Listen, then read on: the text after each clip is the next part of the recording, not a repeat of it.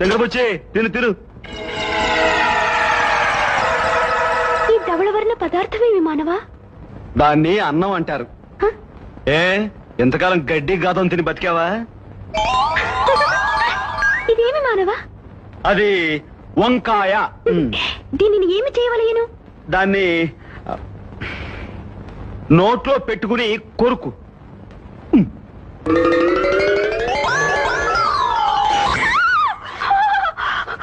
అదరములు అదిరిపోయి అగ్ని పుట్టినది. అమృతము లేదా ఇంట?